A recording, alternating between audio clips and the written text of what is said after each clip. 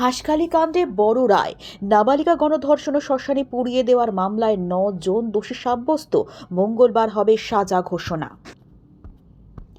2022 সালে নদিয়ার হাঁসখালিতে নাবালিকা গণধর্ষণ ও প্রমাণ লোপাটের উদ্দেশ্যে জোর করে শ্মশানে পুড়িয়ে দেওয়ার ঘটনায় অবশেষে বড়সড় রায় দিল রানাঘাট এডিজে আদালত।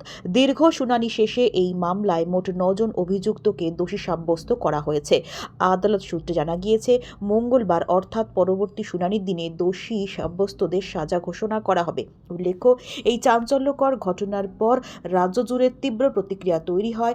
ঘটনার গুরুত্ব ও সংবেদনশীলতার কথা মাথায় রেখে কলকাতা হাইকোর্টের নির্দেশে মামলার তদন্তভার সিবিআই এর হাতে তুলে দেওয়া হয়। দীর্ঘ তদন্ত, সাক্ষ্য গ্রহণ ও তথ্য প্রমাণ খতিয়ে দেখে সিবিআই চার্জশিট পেশ করে। আদালতের রায় অনুযায়ী সোহেল গায়ালি, প্রভাকর পোদ্দার ও রঞ্জিত মল্লিককে ভারতীয় দণ্ডবিধির 120B 34, 201, 506, 304(2), 376(D)(A) ধারায় এবং পক্সো আইনের 6 নম্বর ধারায় দোষী সাব্যস্ত করা হয়েছে। সুরজিৎ রায় ও আকাশ বারুইকে 120B 34 ও 506 ধারায় দোষী সাব্যস্ত করা হয়েছে। সমরেন্দ্র গোয়ালি, দীপ্ত গোয়ালি ও পীযূষ কান্তি ভক্তকে 506, 201, 120B ও 34 ধারায় দোষী সাব্যস্ত করা হয়েছে।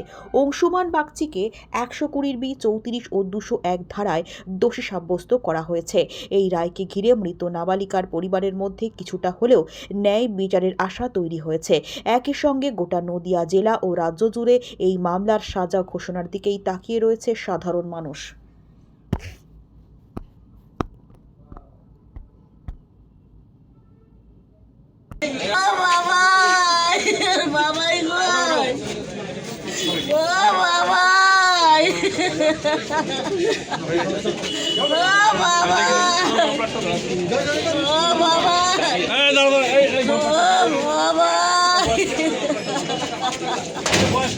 এইরকম অন্যায় ঘটনা যেখানে যেখানে ঘটেছে, আমি তার চরম শাস্তির দাবি করছি। অপরাধী যেই হন না কেন, কোন দলের, কোন রঙের, কোন ধর্মের, কোন বর্ণের, এটা বড় কথা নয়।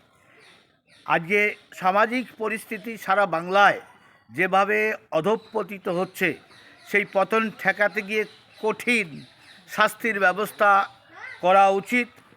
এ ব্যাপারে কোনো দয়া দাক্ষিণ্য, মানবতা চলতে পারে না, তবেই বাংলার সম্মান বাঁচবে। একাধিক এইরকম ঘটনা ঘটেছে, জানি না কেন আমাদের পশ্চিমবাংলার মুখ্যমন্ত্রী এই ঘটনাকে ধামাচাপা দেওয়ার জন্য বারে বারে সচেষ্ট হয়েছে। তাই এইরকম মানসিকতার আমরা তীব্র প্রতিবাদ জানাই। অসংখ্য ধন্যবাদ আপনাকে।